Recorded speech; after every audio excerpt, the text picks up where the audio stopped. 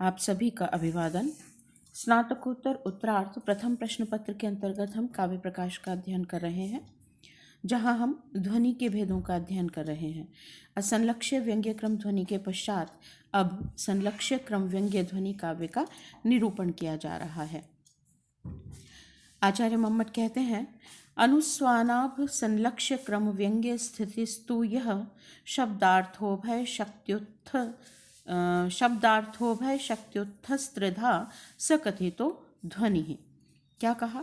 अनुस्वान आभ, अनुस्वान के समान, अनुस्वान अनुरणन के समान। इस अनुरणन से क्या तात्पर्य है, अभी स्पष्ट करेंगे। अनुरणन के समान संलक्ष्य क्रम व्यंग्य स्थितिस्तु यह, संलक्ष्य क्रम से युक्त व्यंग्य की स्थिति वाले, अर्थात संलक्ष्य क्रम व्यंग्य ध्वनि काव्य जो है वह शब्द अर्थ उभय शक्ति, शब्द की शक्ति, अर्थ की शक्ति और उभय की शक्ति अर्थात शब्द और अर्थ, इन दोनों की शक्ति की व्यंजना से उत्पन्न होने के कारण त्रिधा कथितो तीन प्रकार का कहा गया है। अनुस्वान आभ, अनुस्वान के समान, अनुरणन के समान, संलक्ष्य क्रम व्यंग्य स्थितिस्तु यह, संलक्ष्य क्रम व्यंग्य ध्वनि काव्य की यह स्थिति, जो स्थिति है वह शब्द शक्ति से उत्पन्न, अर्थ शक्ति से उत्पन्न और उभय की शक्ति से उत्पन्न त्रिधा तीन प्रकार की कथिता कही गई है, कहा गया है। वृत्ति में स्पष्ट करते हैं, शब्द शक्ति मूलानुरणन रूप व्यंग्य, शब्द शक्ति मूलक अनुरणन रूप व्यंग्य, अर्थ शक्ति मूलानुरणन रूप व्यंग्य और उभय शक्ति मूलानुरणन रूप व्यंग्य इति त्रिविधा। यह तीन प्रकार का होता है। शब्द शक्ति मूलक अनुरणन से उत्पन्न व्यंग्य, अर्थ शक्ति मूलक अनुरणन से उत्पन्न व्यंग्य और उभय शक्ति मूलक अनुरणन रूप व्यंग्य वाला, ये तीन प्रकार का कहा गया है। अब यहाँ स्पष्ट करें अनुरणन से क्या तात्पर्य है। जैसे आप कहीं घंटा नाद करते हैं, मंदिर में जैसे हम घंटा बजाते हैं, तो हमने एक बार या दो बार घंटे की ध्वनि की और उस घंटे में उस ध्वनि के पश्चात भी अनुरणन सुनाई देता है। या कहीं ऐसी कोई स्थिति है जहाँ बिल्कुल खाली स्थान है, रिक्त स्थान है, वहाँ यदि आप कोई ध्वनि करते हैं तो ध्वनि आपने एक बार की, लेकिन उस ध्वनि का अनुरणन जो है, अनुनाद जो है वह देर तक सुनाई देता रहता है, प्रतिध्वनि जो है वह सुनाई देती रहती है। तो यह अनुरणन या अनुस्वान कहा गया है। तो अनुस्वान के समान या अनुरणन के समान संलक्ष्य व्यंग्य क्रम ध्वनि होती है। घंटानाद के पश्चात प्रधान ध्वनि के अनंतर जो अनुरणन होता है वह यहाँ पर संलक्ष्य व्यंग्य क्रम ध्वनि में भी दिखाई देता है। क्या होता है उसमें? प्रथमतः घंटानाद होने पर एक प्रधान ध्वनि सुनाई दी और उसके पश्चात जो अप्रधान ध्वनि है या उसके बाद की पश्चातवर्ती जो ध्वनि है वह सुनाई देती रहती है। तो उस ध्वनि में एक क्रम होता है, एक प्रधान ध्वनि होती है और उसके पश्चात अनुरणन वाली ध्वनि होती है। तो उनमें एक क्रम दृष्टिगोचर होता है। ऐसा ही क्रम जब व्यंजक और व्यंग्य में प्रतीत हो या वाच्यार्थ व्यंग्यार्थ और व्यंग्य में प्रतीत हो, वाच्यार्थ या वाच्य में प्रतीत हो, तो उसे संलक्ष्य क्रम व्यंग्य ध्वनि कहा जाता है। वस्तुतः आचार्य मम्मट ने ध्वनि के प्रथमतः दो भेद किए, एक अविवक्षित वाच्य ध्वनि और दूसरा विवक्षित अन्य पर वाच्य ध्वनि। अविवक्षित वाच्य ध्वनि लक्षणामूलक थी और विवक्षित अन्य पर वाच्य ध्वनि अभिधामूलक है। तदनंतर उन्होंने अविवक्षित वाच्य ध्वनि के दो भेद किए, अर्थांतर संक्रमित और अत्यंत तिरस्कृत। और जो विवक्षित अन्य पर वाच्य अभिधामूलक ध्वनि थी उसके उन्होंने दो भेद किए, असंलक्ष्य क्रम व्यंग्य और संलक्ष्य क्रम व्यंग्य, ये दो भेद किए। असंलक्ष्य क्रम व्यंग्य ध्वनि को हमने रस भावादि ध्वनि के रूप में पढ़ा। रस, भाव, रसाभास, भावाभास, भाव संधि, भाव शांति, भाव शांति, भावोदय, भाव सबलता आदि ये असंलक्ष्य व्यंग्य क्रम ध्वनि के रूप में पढ़े। और अब हम संलक्ष्य व्यंग्य क्रम ध्वनि का अध्ययन कर रहे हैं। असंलक्ष्य क्रम व्यंग्य ध्वनि हम इसे कहेंगे। तो जैसे घंटानाद हुआ, उसकी प्रधान ध्वनि और उसके पश्चात उसका अनुरणन सुनाई दिया। इसी तरह से पहले एक प्रधान अर्थ की अभिव्यक्ति और तदनंतर उसका अनुरणन जो है, व्यंग्यार्थ जो है, उसकी ध्वनि सुनाई देती है। तो इस ध्वनि में एक क्रम होता है, यही संलक्ष्य क्रम व्यंग्य ध्वनि कहलाता है। जैसा कि इसके नाम से भी हम स्पष्टता समझ सकते हैं, संलक्षित होता है क्रम जहाँ पर ऐसी व्यंग्य ध्वनि। असंलक्ष्य क्रम व्यंग्य ध्वनि में हमने पढ़ा था विभाव, अनुभाव आदि होते हैं, किंतु उनका जो क्रम है वह हमें दिखाई नहीं देता, सुनाई नहीं देता। जबकि संलक्ष्य क्रम व्यंग्य ध्वनि में जो ध्वनि है उसमें हमें एक क्रम दिखाई देता है, सुनाई देता है, तो वह संलक्ष्य क्रम व्यंग्य ध्वनि कहलाएगी। अर्थ स्पष्ट करने के पश्चात अब हम इसके भेद कहते हैं। 3 प्रकार की कही है आचार्य मम्मट ने। पहला, शब्द शक्ति से उत्पन्न संलक्ष्य क्रम व्यंग्य ध्वनि। दूसरा, अर्थ शक्ति से उत्पन्न संलक्ष्य क्रम व्यंग्य ध्वनि। और तीसरा, शब्दार्थोभय शक्ति से उत्पन्न संलक्ष्य व्यंग्य क्रम ध्वनि। अब पहली ध्वनि को स्पष्ट करें। शब्द शक्ति से उत्पन्न, इसे कहेंगे जहाँ पर शब्द की प्रधानता है। यदि हमने एक पद रखा है और उसका अर्थ निकला और उससे फिर अनुरणन रूप व्यंग्यार्थ निकला, तो वहाँ पर जो शब्द है वह प्रधान है।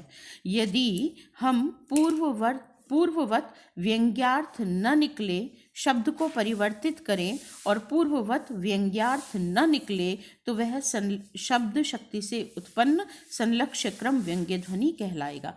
अर्थात यहाँ शब्द प्रधान है। यदि एक पद से व्यंग्यार्थ निकल रहा है और हमने उस पद को परिवर्तित कर दिया, तो व्यंग्यार्थ भी नहीं निकलेगा। यह शब्द शक्ति से उत्पन्न संलक्ष्य क्रम व्यंग्य ध्वनि भेद कहलाएगा।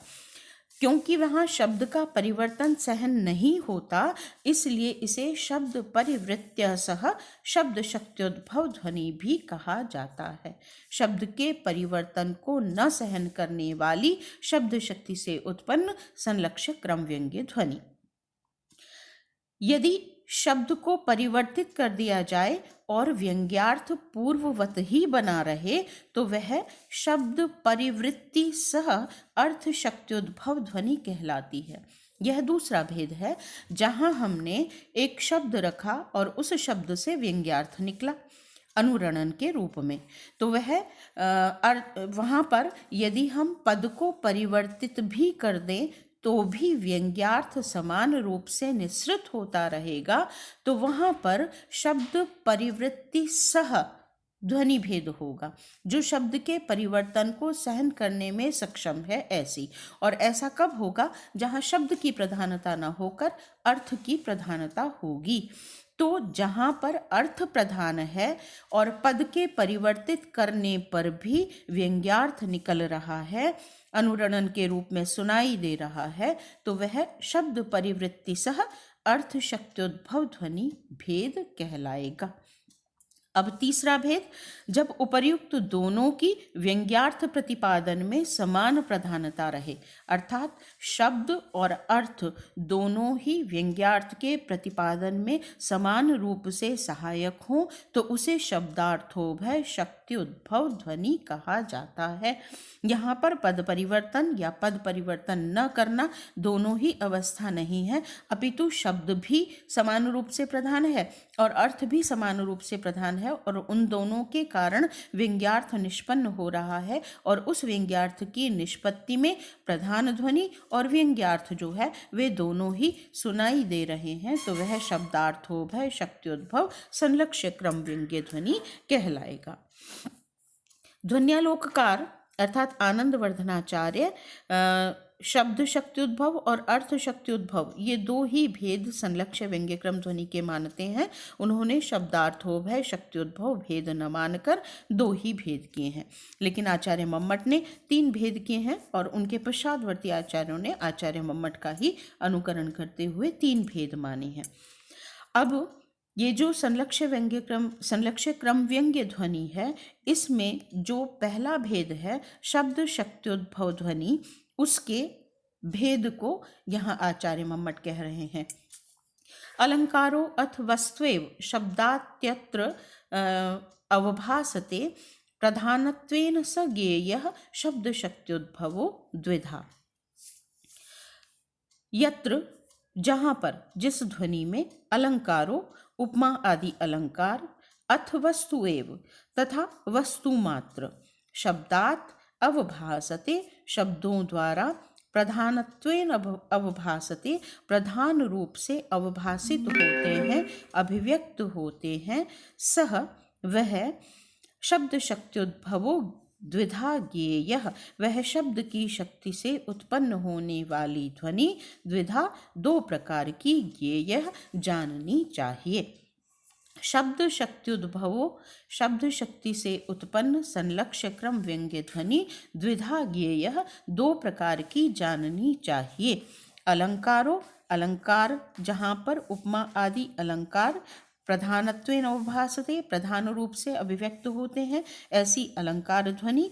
अथ तथा वस्तुएव जहाँ वस्तु मात्र ही प्रधानत्वेन अवभासते प्रधान रूप से अवभासित हो, ऐसी वस्तु ध्वनि। ठीक है, तो यहाँ आचार्य मम्मट ने संलक्ष्य क्रम व्यंग्य ध्वनि का जो प्रथम भेद किया शब्द शक्त्युद्भव संलक्ष्य क्रम व्यंग्य ध्वनि, उसके पुनः दो भेद किए हैं, अलंकार ध्वनि और वस्तु ध्वनि। जहाँ पर अलंकार प्रधान रूप से उभासित हो रहे हैं वह शब्द शक्ति वह अलंकार ध्वनि कहलाएगी, अर्थात शब्द शक्त्युद्भव अलंकार ध्वनि। और जहाँ पर अलंकार की अपेक्षा वस्तु मात्र प्रधान हो जाती है वहाँ वस्तु ध्वनि कहलाती है, शब्द शक्त्युद्भव वस्तु ध्वनि। वस्तु से तात्पर्य है वस्तुतः जो मूल या विशिष्ट बात कही गई है जब वह प्रधान हो जाती है, और पहले भेद में अलंकार की प्रधानता रहती है। यद्यपि अलंकार प्रधान ध्वनि में भी वस्तु होती है और वस्तु ध्वनि में भी अलंकारों की स्थिति होती है, लेकिन प्रधान रूप से जिसकी अभिव्यक्ति हो रही है, जिसका आस्वादन हो रहा है, उसके आधार पर ध्वनि का नाम किया। जहाँ पर वस्तु की अपेक्षा अलंकार प्रधान रूप से अवभासित होता है वह अलंकार ध्वनि कहलाएगी, और जहाँ पर अलंकार होने पर भी अलंकार प्रधान रूप से अभिव्यक्त नहीं हो रहा, अपितु जो बात कही जा रही है, जो कथा वस्तु है, जो वस्तु है, वह प्रधान रूप से अभिव्यक्त हो रही है, तो वह वस्तु ध्वनि कहलाएगी। और ये दोनों ही भेद शब्द शक्त्युद्भव संलक्ष्य क्रम व्यंग्य ध्वनि के भेद हैं। स्पष्ट है, भेदों की गणना में या उनको समझने में आप किसी भी तरह की उलझन न रखिएगा। जो प्रारंभ से ध्वनि के भेद किए हैं आचार्य ने, उन ध्वनि के भेदों को स्पष्टतः समझते चलिए। लक्षणामूलक ध्वनि, अभिधामूलक, लक्षणामूलक के पुनः दो भेद, फिर अभिधामूलक के दो भेद, अभिधामूलक के दो भेद किए, संलक्ष्य क्रम व्यंग्य और असंलक्ष्य क्रम व्यंग्य। असंलक्ष्य क्रम व्यंग्य ध्वनि रस और भाव ध्वनि थी, और संलक्ष्य क्रम व्यंग्य ध्वनि में तीन भेद किए, शब्द शक्ति से उत्पन्न, अर्थ शक्ति से उत्पन्न और उभय शक्ति से उत्पन्न। अब पुनः शब्द शक्ति से उत्पन्न के दो भेद कर रहे हैं, एक अलंकार ध्वनि और एक वस्तु ध्वनि। इसी को हमने स्पष्ट किया है नीचे स्पष्टीकरण में। शब्द शक्त्युद्भव ध्वनि के दो भेद हैं, अलंकार ध्वनि और वस्तु ध्वनि। अलंकार ध्वनि में शाब्दी व्यंजना के द्वारा अलंकार रूप व्यंग्यार्थ ही सहृदय संवेद्य होता है। यहाँ स्पष्ट समझिए, अलंकार रूप व्यंग्यार्थ अर्थात वहाँ पर एक प्रधान अर्थ निकलता है, अभिधा निकलती है, और तत्पश्चात वहाँ जिस अलंकार का प्रयोग किया गया है वह अलंकार व्यंग्यार्थ के रूप में आस्वादनीय होता है, अर्थात अलंकार रूप व्यंग्यार्थ वहाँ सहृदयों के लिए संवेद्य होता है। और वस्तु ध्वनि में शाब्दी व्यंजना के ही द्वारा केवल वस्तु मात्र व्यंग्य होती है, अलंकार वहाँ पर व्यंग्य नहीं होता। यद्यपि अलंकार हो सकता है तथापि वह व्यंग्य नहीं होता है, अपितु वस्तु मात्र ही वहाँ पर व्यंग्य होती है। इसके आचार्य मोहम्मद द्वारा अनेक उदाहरण दिए गए हैं। जहाँ हम अलंकारों की बात करें तो अलंकारों के उन्होंने अनेक उदाहरण दिए हैं। लगभग 4 या 5 उदाहरण आचार्य मोहम्मद ने दिए हैं। उन्हें आप अपनी पाठ्य पुस्तक से देखिएगा और कोई भी एक अलंकार ध्वनि का उदाहरण आप उसे स्पष्ट करने के लिए स्मरण कर सकते हैं। ठीक है। अब यहाँ पर आचार्य ने कहा अलंकारस्य अपि ब्राह्मण श्रमण न्यायेन अलंकारता। जो अलंकार ध्वनि है उसमें भी उपमा आदि जो अलंकार हैं वे ब्राह्मण श्रमण न्याय से अलंकार कहलाते हैं। इसे स्पष्ट करेंगे। पहले हम इनका जो सारांश है वह देख लें। अलंकार ध्वनि में उपमा, श्लेष, व्यतिरेक, विरोधाभास, कोई भी अलंकार, हमने कुछ नाम यहाँ पर लिए हैं, लेकिन कोई भी अलंकार प्रधानतः व्यंग्य होता है।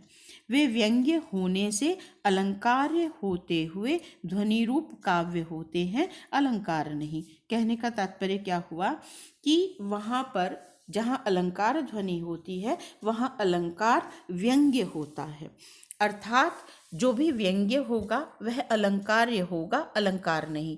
जबकि अलंकार मूलतः अलंकार होते हैं, आभूषण के तुल्य होते हैं, अलंकृत करने वाले होते हैं। लेकिन जब वही आभूषण व्यंग्य हो जाता है तो वह अलंकार्य हो जाता है, अलंकार नहीं रहता। कोई स्त्री है, उसने अलंकारों को धारण किया हुआ है, तो वो जो अलंकार हैं वे उसके शोभादायक धर्म हैं और स्त्री जो है वह अलंकार्य है। किंतु जब आभूषण ही अलंकार्य हो जाए तो उस स्थिति में वह अलंकार नहीं रहता है। यही बात इस पंक्ति में स्पष्ट की है कि अलंकार व्यंग्य होने से अलंकार्य होते हुए भी ध्वनि रूप काव्य होते हैं, अलंकार नहीं रहते, लेकिन फिर भी उन्हें अलंकार कहा जाता है। तो यह है ब्राह्मण श्रमण न्याय। ब्राह्मण श्रमण न्याय से तात्पर्य है कि कोई ब्राह्मण है, यदि उस ब्राह्मण ने यदि बौद्ध धर्म की दीक्षा ले ली है तो वह श्रमण हो जाता है, और जो दीक्षित हैं बौद्ध धर्म में वे सभी श्रमण कहलाते हैं। लेकिन क्योंकि वह पूर्व में ब्राह्मण रहा हुआ है तो उसे ब्राह्मण श्रमण कह दिया जाए। यही अवस्था अलंकार ध्वनि में अलंकारों की है। यद्यपि वे अलंकार्य हो गए हैं, श्रमण हो गए हैं, किंतु फिर भी क्योंकि वे अलंकार थे, ब्राह्मण थे, इसलिए उसे अलंकार ध्वनि कहा। उसे अलंकार्य होते हुए भी अलंकार ही कहा जाएगा क्योंकि उनका नाम ही अलंकार है। तो श्रमण होने पर भी वह ब्राह्मण श्रमण कहलाएगा क्योंकि वह पूर्व में ब्राह्मण रहा हुआ है, जबकि अब उसकी परिभाषा या उसका नाम श्रमण होना चाहिए, तथापि क्योंकि वह पूर्व में ब्राह्मण था इसलिए उसे ब्राह्मण श्रमण कह दिया जाता है। इसी प्रकार अलंकार ध्वनि में अलंकार अलंकार्य हो जाते हैं, फिर भी वे अलंकार कहलाते हैं क्योंकि पूर्व में उनका नाम अलंकार ही था। ठीक है, ये अलंकार ध्वनि हो जाती है। और वस्तु ध्वनि में वस्तु मात्र व्यंग्य होती है, अर्थात वहाँ पर कथन की विशिष्टता प्रधान होती है। कोई बात जो कही जा रही है वही प्रधान होती है, अलंकार प्रधान नहीं होते हैं। आनंदवर्धनाचार्य वस्तु ध्वनि का कथन नहीं करते हैं, वे केवल अलंकार ध्वनि का कथन करते हैं, और वस्तु ध्वनि आचार्य मम्मट की मौलिक देन है, हम ये कह सकते हैं। वस्तु ध्वनि के उदाहरण के रूप में आचार्य मम्मट ने पद्य कहा है, इसे आप अपनी पाठ्य पुस्तक से पढ़िएगा। पथिक नात्र स्रस्तरम अस्ति मनाक प्रस्तर स्थले ग्रामे उन्नत पयोधरम प्रेक्ष यदि वससी तदा वस। पथिक, हे पथिक, न अत्र स्रस्तरम अस्ति, अत्र यहाँ प्रस्तर स्थले पत्थरयुक्त स्थल वाले ग्रामे ग्राम में मनाक स्रस्तरम न अस्ति, मनाक किंचित मात्र भी, थोड़ा भी या अल्प भी स्रस्तरम न अस्ति, बिछौना नहीं है, चटाई आदि बिछौना नहीं है। किंतु यदि उन्नत पयोधरम प्रेक्ष्य, उन्नत उठे हुए पयोधरम मेघों को प्रेक्ष्य देखकर, यदि वससी यदि ठहरना चाहो, तदावस तो रुक जाओ।